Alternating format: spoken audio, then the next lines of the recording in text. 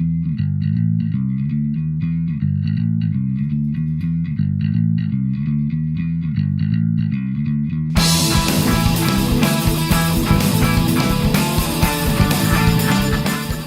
and welcome to another beard clipper video, and in this video, which I'm hoping is going to be quite short, I'm going to show you how we're going to go about turning these into this.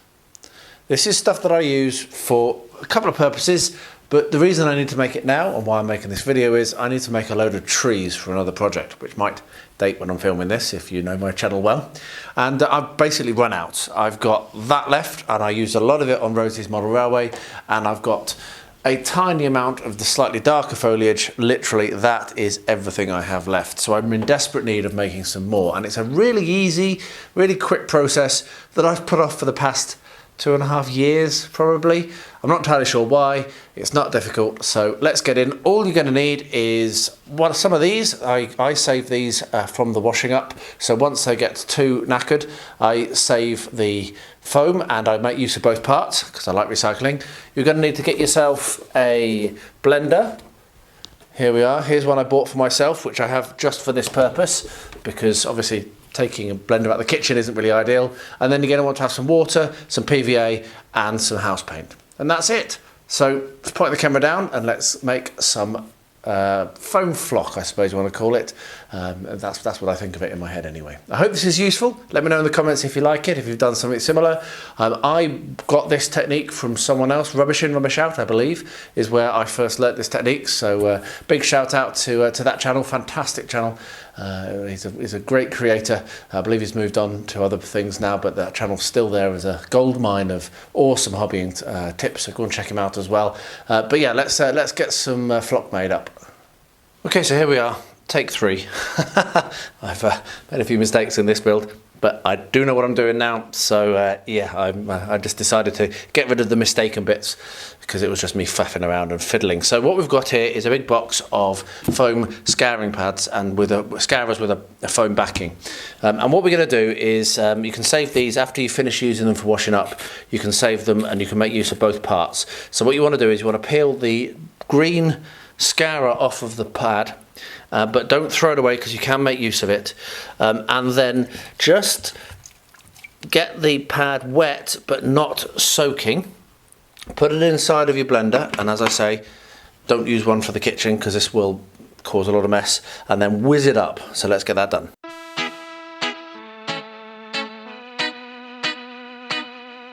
You may find it gets tangled. You may need to turn it around a couple of times. What would be nice is if these went backwards and forwards. That would make it a lot easier. There we are, we got it. So your decision point here is to how fine you want to have your foam chopped up, but you can see that that's going to be a really good consistency for trees. So what I'm going to do is spend the next little while shredding up a load of these pads, and I'm collecting it up in a separate packet. So yeah, I'll get that done and I'll bring you back for the next step when I get to it and when I've tied it up a bit, because I made a bit of a mess here. So that worked well. I've got a small bucket here full of I've done it quite large. I didn't whiz it up completely because I want this for trees. You can certainly whiz it for longer to get smaller. The key is to get the sponge bouncing on those blades. If it gets down to the bottom, then it will get caught and you have to keep untangling it. But suddenly magic happens and it's bouncing over the place, and that's the point where it really starts to get whizzed up. So the next step is the messy step. If you thought that was messy, wait for this. I've got a couple of smaller pots. I save all of my paint pots because they're really useful for these sorts of things. And you don't actually need all that much of anything here, because what you're trying to do is you're going to put a bit of your colour in. So there's a blob of paint.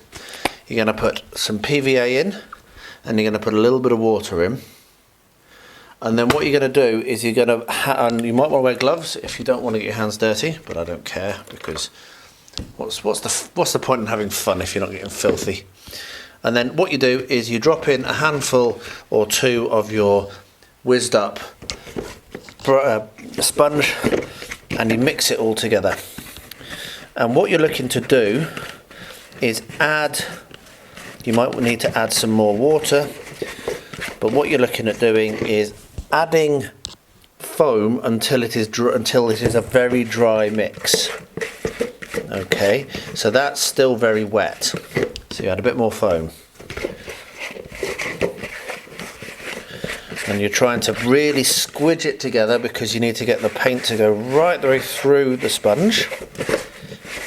But it doesn't take very long. But you do need to put more foam in than you realise, because you really don't want, you might find some of that hasn't really been torn up very well, but it's easy enough now it's been cut a bit.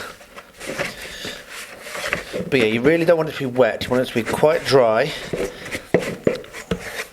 And it is, you put more foam in, like I say, than you realise. That's still a little bit wet, so we're going to get some smaller bits. And this is the same technique as when you're making sawdust flock rather than foam flock. You add more and more until you've got quite a dry mix. So I'll keep going on that.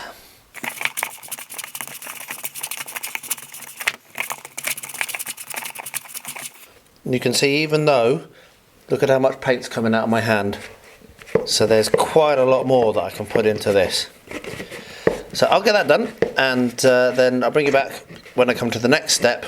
But you really do put more, look at all that paint on my hands. You really do put more foam in than you realise. So I'll get that finished. It's just the same stuff as I've just been doing. I'll be back for the next step very shortly. So the next and pretty much final step for now of this, you can see that we've got quite a lot made up.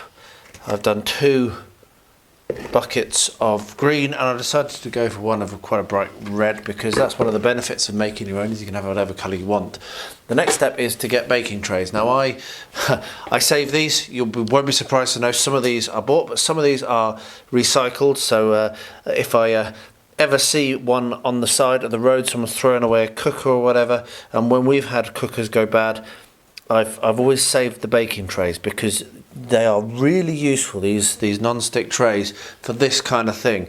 And what you're going to do is you're literally just going to spread out, and you can see here, here's a grill one that I've never used before.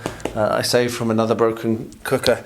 You just spread out your flock and let it dry, and you're going to want to turn it. If you're making this in the summer, it's easier. It's winter here now. You can see that when I tear this apart, there's a little bit of yellow inside, but not very much. You want to make sure that that you can still tear these up and not really reveal yellow, and not reveal the foam. But we're going to spread out all of the foam flock, and you can see this is one I've used before, onto these trays. And I will actually now put them underneath a fire. So we have a wood fire, which is how we keep warm, and these will be placed under the fire and will now dry over the next day or so. You will want to turn them. You want to make sure they don't get stuck together, don't get stuck to the non-stick, because they still can get a little bit kind of stuck. And yeah, spread them out nice and thinly like that, and then leave them to dry. And that's it. Then they're ready to use. It's a really easy technique. I hope that's been useful. And I'm now pleased, because I've now got more, and I can now finish up the other project I'm working on. So that's really cool. So yeah, and like I said, best benefit is you can make whatever colour you want. You can go purple, you could go bright orange, which I almost did. I've got plenty more to whiz up and make use of as well, so I can probably make some more at some point soon. But yeah, that's it. Hopefully that's been useful. Here we are. We have the flock. For the moment, just sat in front of my own fire in room 13. Later on, I'll take it downstairs and actually put it underneath. We have like an oven fire thing that heats our kitchen, and I'll actually slide them in underneath there, because that will give them a bit better heat. But yeah, I've managed to fill 6 trays with green and 1 with red. I may do more, but for now that'll do. And I will wrap this up probably when they're dry, and show you what it looks like when they're dry. But that's pretty much the process all done.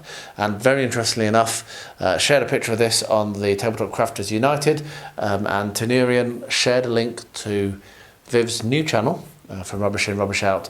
It's awesome that his techniques are so well known, top lad, and yeah, big shout out, big props to him for this technique that I learned. Can't claim this one myself at all, wouldn't do it. So yeah, go and check him out if you can. Almost all of this managed to dry perfectly fine by my own fire actually. I just had to take this one down and set it underneath the fire downstairs.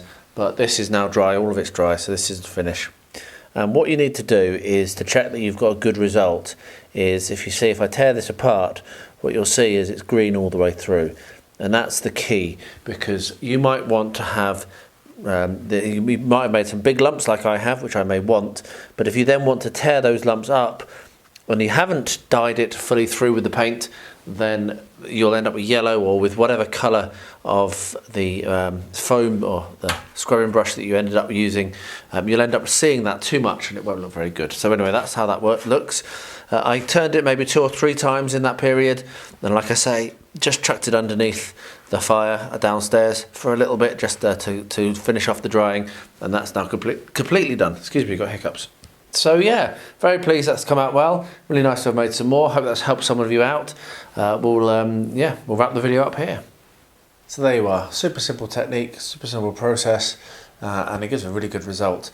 And if you've checked out my epic Lothlorien build, which I just published today actually as I stand here recording this, you'll have seen me making use of this flock that I made and just see just what a great result you can get. So go and check that out. And and also I wanted to say, really shout out to Viv from RubbishInRubbishOut. I believe he's got a different channel now, can't remember the name of it, but it was RubbishInRubbishOut when I learned this process from him years ago, and I've basically not changed it, so I can't claim this on my own. Go and check out his videos, go and check out his new channel. I'll attempt for a link to that below so you can do that easily. And yeah, this is how we learn. We all watch each other and we all pick up techniques, and it's always nice to shout out to who you learned it from in the original. So yeah, that's that. So let me know if you do try this, let me know if you've got a different technique, that'll be interesting. And yeah, do leave a comment, I love reading them and replying to every single one of them. So thanks for watching, and as always, please stay healthy, stay safe, and stay well.